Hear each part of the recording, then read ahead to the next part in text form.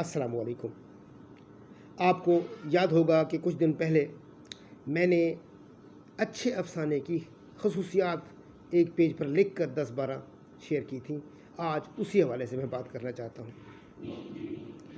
ایک اچھا افسانہ کیا ہوتا ہے؟ میں اس حوالے سے سب سے پہلی بات تو یہ کرنا چاہوں گا کہ ایک اچھا افسانہ وہ ہوتا ہے کہ جس کا موضوع منفرد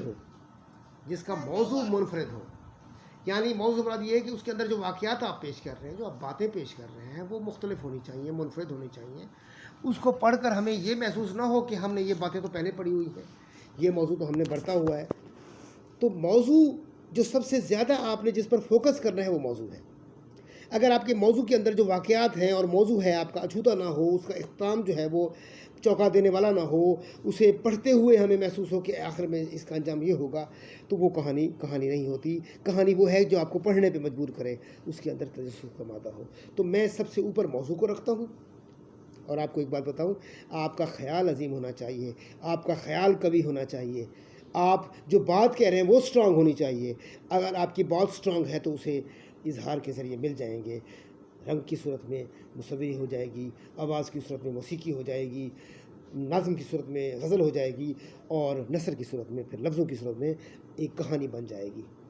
تو آپ کا خیال عظیم ہونا چاہیے۔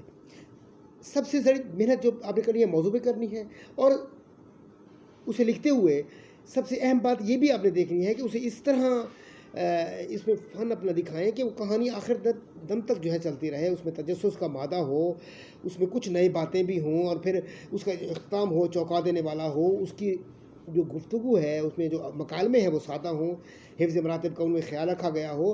کہانی اخلاقی بھی ہو، یعنی اس کے اندر کوئی نہ کوئی اخلاقی پیغام بھی دیا گیا ہو، کوئی ایسا پیغام جو تحت اللفظ میں یعنی بین السطور میں موجود ہو، پس منظر میں موجود ہو۔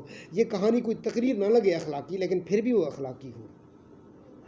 اب اس کے اندر زبان سادہ ہونی چاہیے تاکہ بات پہنچ جائے، آپ کی بات پہنچ جائے، آپ نے جو بات کی ہے وہ دوسروں تک پہنچ جائے۔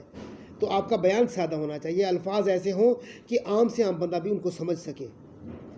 گنجلک باتیں کرنا، مبہم جملے لکھنا، مبہم اختتام کرنا، مشکل الفاظ لکھنا، ماورائیت پیدا کر دینا، افسانوی رنگ دے دینا اس کے اندر کہ لوگ آپ کی تحریر کو پڑھ کر سمجھ ہی نہ سکیں کہ وہ آپ نے لکھا کیا ہے، پھر مذاکرات ہوں، پھر اجلاس ہوں، اور آخر میں وہ بے نتیجہ ختم ہو جائیں۔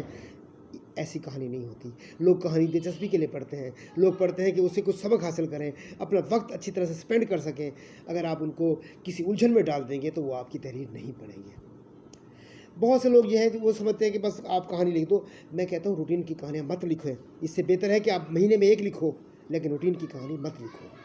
اگلے ہوئے، کچلے ہوئے، جگالی کیے ہوئے باتیں جو ہے نا، جگالی آپ انہی کی کریں، یہ اچھی بات نہیں ہے۔ ایسی باتیں تو ایسے تو دسیوں کہانی ہم لکھ سکتے ہیں، لیکن وہ کہانی نہیں ہے۔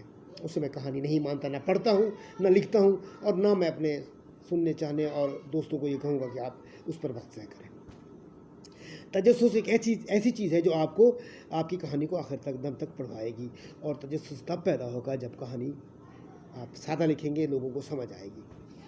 اب آپ اس میں دیکھیں کہ یہ ایک سمجھیں کہ ایک ایسا پیکیج ہے جس میں جیسے آپ نے کوئی بہت مرغم پکوان پکایا ہے، تو اس میں اندر آپ نے سب باتوں کا خیال رکھا ہے، گوشت بھی اچھا ڈالا ہے، اس میں سے چربی بھی نہیں ہے، اس میں مرچیں بھی ڈالی ہیں، مسالہ بھی ڈالا ہے، گھی بھی ڈالا ہے، اس میں تڑکا بھی لگایا ہے، اس میں یوں سمجھیں کہ آپ نے اس میں جو ہے سلاد بھی ڈالا ہے، ٹماٹر، دہی، یعنی آپ نے کوشش کی کہ آپ کی ڈش جو ہے وہ اچھی لگے۔ تو یہ لوازمات ہیں، تجسس کا ہونا، موضوع اچھا ہونا، جملے سادہ ہونا، ان میں روانی ہونا، کہانی کا مختصر ہونا، کہانی میں جو ہے نا وہ تجسس کا مادہ ہونا، اس کا اختتام بہت پیارا ہونا، یہ بہت سی ایسی باتیں ہیں جو مل کر ایک اچھی کہانی کو تخلیق دیتے ہیں۔ اگر آپ ان ساری باتوں کو تخلیق دے کر آخر میں یہ چھوڑ دیتے ہیں کہ کہانی پہلے صفحے سے ہی لوگوں نے پتہ چلا لیا کہ یہ کہانی کا اختتام یہ ہوگا، تو آپ ناکام ہیں۔ آپ کا اختتام بھی چونکا دینے والا ہوتا ہے۔ آپ پوری محنت اس اختتام کے لیے کرتے ہیں، اس اختتامی پیراگراف کے لیے کرتے ہیں، اس اختتامی جملے کے لیے کرتے ہیں، جو اگر سب کی سمجھ میں پہلے سے آ جائے تو پھر اس کے لکھنے کا فائدہ نہیں ہے۔ تو میں سمجھتا ہوں کہ آپ اپنی کہانی کو اس طرح ایک پکوان کی طرح پکائیں کہ کھانے والے اش اش کر اٹھیں۔